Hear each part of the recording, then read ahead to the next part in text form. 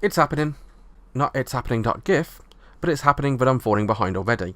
But you'll be glad to know I've recorded 2 episodes in one go at this point, and so I should be able to catch up quite quickly. I hope so anyway. I'm going to look at 4 more shows today to join me, because as ever, this is a 2018 Autumn Anime Preview, from a different perspective.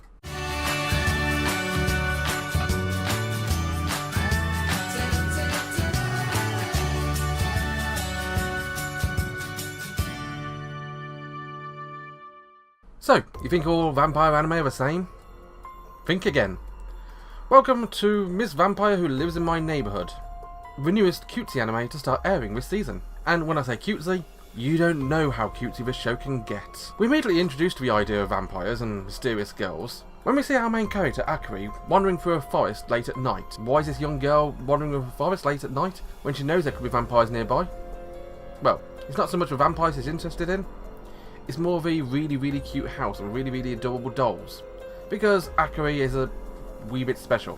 Then again, Sophie the vampire isn't exactly normal either. I mean, she follows pretty much all the standard vampire tropes. She sleeps in a coffin, she only drinks blood, doesn't go out except in the night, except in emergencies.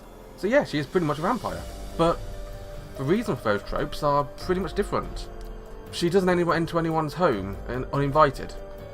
Not so much because she can't, just it would be rude. She only drinks blood, but she won't touch a human's blood. Not because she's against it, just that'd be disgusting. I mean, drinking another human's blood? No, thank you.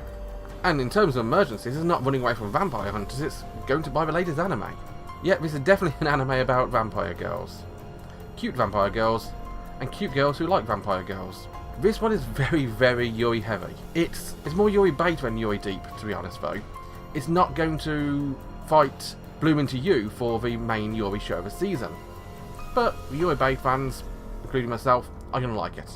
People who are looking for serious drama or serious stories should know by now to ignore this one. It looks cute, it is cute. It's about Yuri vampires and their friends. But if you want to waste a bit of time, head over to Crunchyroll and take a look. Anime featuring lolicons are becoming a more and more wide staple. Should come as no surprise then, we got another one this season so far. We got Maid.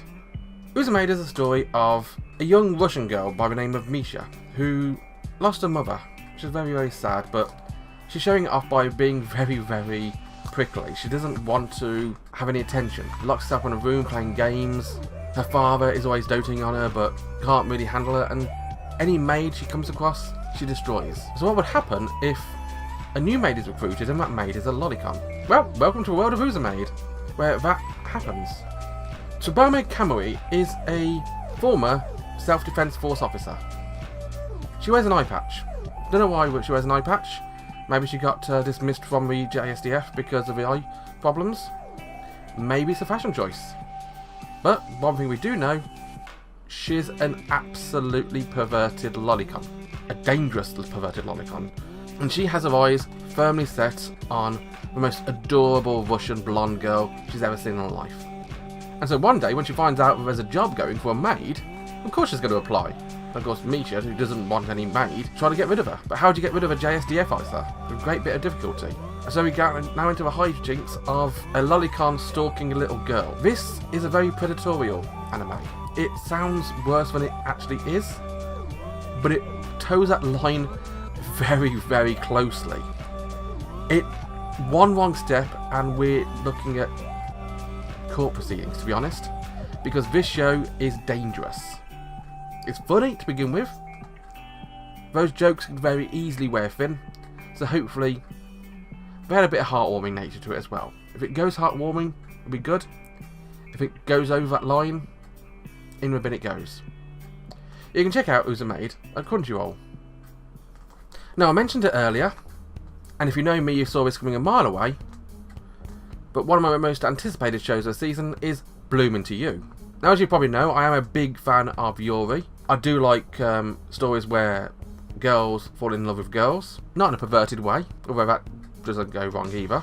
I like the nice stories with gentleness about them. It can be a basic love story as well. Man meets woman. But you generally get the more gentle sides from the Yuri stories I've found. Except perverted ones, which, again, I'm okay with. But enter the world of Yu. She's the main character. She is a relatively normal girl entering into high school, and she's always dreamt about having a pure, beautiful romance. She's always reading shoujo manga. She wants to meet that special someone which will send her heart aflutter. And at the end of high school, and at the end of middle school, it finally happens. Her male friend confesses to her, and nothing. It shocks her that he confesses his love to her, and she feels nothing. But she doesn't want to let him down to saying, "Oh no, I don't love you," because she's a bit confused. I mean, she's always dreamt of having this purely romantic confession, and when it happens, she feels nothing.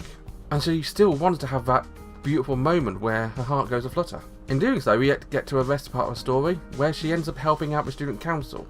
And we get a very Maramite style situation where she ends up going to the student council offices, which are hidden in the forests down the back of the campus, and she ends up meeting this beautiful girl, the supposed next president of the student council. Not the current president. He's kind of forgettable, to be honest. But she's probably going to be the next one. We meet her, we meet a friend, we meet another first year guy who will probably join the student council as well. It's got very much Maramite feelings about it. So much so, we see the beautiful Nanami, the girl I mentioned earlier, slowly but surely getting closer to her. And Nanami saying how she's kind of falling for you. Of course, Yu is not really interested. She still wants her heart to go flutter. But is that what's happening? This is very much a slow Yuri series, and it's not your standard Yuri. Yu doesn't go into it like in girls, and she doesn't immediately accept feelings. She's still confused. She's a young girl and confused about her feelings. And we get to explore that with her as she explores her feelings. Now, the first episode was, in a word, beautiful. It's not just a story, it's about characters, the art, it's the entire framing of it, the pacing, the world, the characters, and even, for want of a better term, the camera angles used. At times, we get to see it from first person from Yu's point of view, which is a thing you don't see too much in anime, except in Your Room, the Stalker Simulator. And it works here though. Again, this is very much a Your Mileage May Vary show. If you're not a fan of Yuri, you probably won't enjoy this one. I used the term Yuri Bait versus Yuri Full earlier. This is very much a Yuri Full series rather than Yuri Bait series. It is based on a proper Yuri manga. It's one I like. If you like love stories, you'll probably like it as well. And you can check this one out on High Dive. So far this episode, we've had Cute Girl Vampire Yuri, Cute Girl Lolicon Stalker, and Yuri. I feel like we need something different to finish off the episode. So thankfully, let's strip down, go topless, and wear only nappies, because it's time for Kanemaru Sumo, a sports anime about, well, sumo. If you didn't know it was sumo from a title, then you're a bit of an idiot really, aren't you? But yeah, Kanemaru Sumo, an anime about sumo. And I was initially a bit worried about going into this one. You may notice I've been skipping a few first episodes. I might go back and review them if there's demand for them. But at the moment I'm skipping the episodes of shows which I probably won't enjoy. This is about boys grappling each other, wearing nothing but nappies. Of course, that's not exactly a very elegant way to talk about sumo, but I don't know too much about sumo, so there. And it presents itself as a pretty much standard sports show. You got a main character, a relatively short guy called Kanemaru, who is very good at sumo. He's very obsessed with sumo. He's a self-declared sumo maniac. He gets on a train wearing but his school top and his sumo. There's got to be a word for that thing, but the sumo nappy. Of course, he gets chucked off a train, but yeah, he wants to go to his prestigious sumo school and ends up getting lost. Ends up having to go to his other school instead. And this other school has thankfully got a sumo club. Only one member, one of the members of WUS, has been kicked out of his dojo.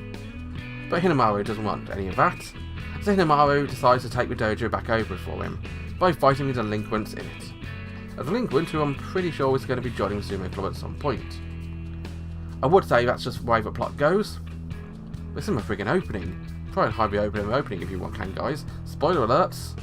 But Kanemaru Sumo actually really does push its sport really well. It is reminding me a lot, not so much of shows like Saki and Chihaya Furu sports shows, but a classic shonen sports show.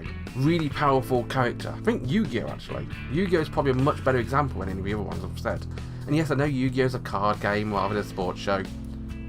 But Yu-Gi-Oh! The classic Yu-Gi-Oh! Series is a shonen sports anime. You got a really powerful main character having to fight against the odds. I'm pretty sure somewhere towards the end of this one there's probably going to be a tournament arc, because it's a sports anime. Sports animes have tournament arcs. Now, I went into this one expecting to enjoy it, but not want to watch it. But I'm interested in watching more of it. It looks interesting. It's not a Fujoshi bait show. A lot of sports shows go into it being sports shows, but it's quite clear they've designed their characters to appeal to a certain subsect of a fan base. And this one, they've designed characters who would be interesting in a sumo show. Of course, there are going to be some female fans who like that sort of thing, but it's more a sports show than it is any other type of show. If you don't want to watch this one, it's over at Crunchyroll. There was a whole lot of Yuri this episode, wasn't there? And a bunch of guys in nappies. Or diapers if you're in America. But overall it's been a pretty decent showing, these 4 episodes. Nothing truly woeful, although I am trying to avoid those.